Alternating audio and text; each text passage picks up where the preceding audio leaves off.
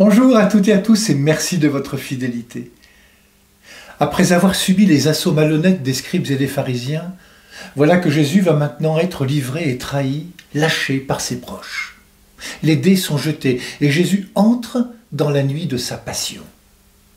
Le voilà bouleversé en son esprit, nous dit l'Évangile.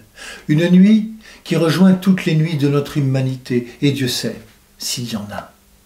Jésus est conscient des noirceurs qui peuvent encombrer des cœurs et les détourner de la vérité.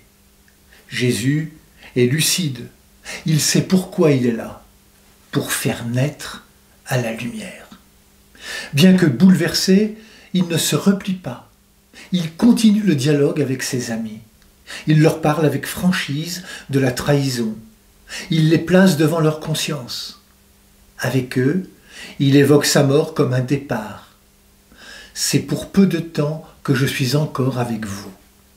Un départ qui l'atteint bien sûr, au plus profond, et qui ne l'exemptera ni de la douleur, ni de la souffrance, ni du sentiment d'abandon.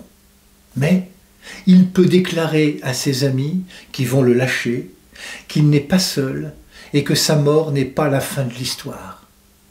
Maintenant, dit-il, le Fils de l'homme est glorifié et Dieu est glorifié en lui. Si Dieu est glorifié en lui, Dieu aussi le glorifiera. Et il le glorifiera bientôt. Jésus n'entre pas dans le néant, mais rejoint le Père. Il sait où il va. Il dit à Simon-Pierre, « Là où je vais, tu ne peux pas me suivre maintenant. » Ainsi, il laisse entendre que nous pourrons le suivre là où il va, mais pas maintenant. Il faut d'abord qu'il ouvre le chemin comme jadis Dieu, par son prophète Moïse, avait ouvert la mer à son peuple pour la grande traversée. Le chemin qui se dessine pour Jésus est un chemin de solitude qui l'invite à rejoindre les profondeurs de l'âme humaine marquée par le péché. Il choisit par amour de se faire solidaire en rejoignant les noirceurs de nos cœurs endurcis par le mal. Jésus fait de sa vie une offrande dans laquelle il veut entraîner toute l'humanité.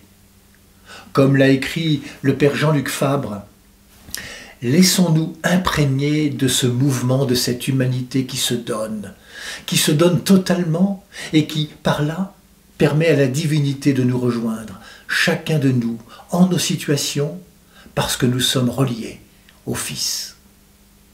Bonne semaine sainte à toutes et tous. Prenez bien soin de vous et des autres.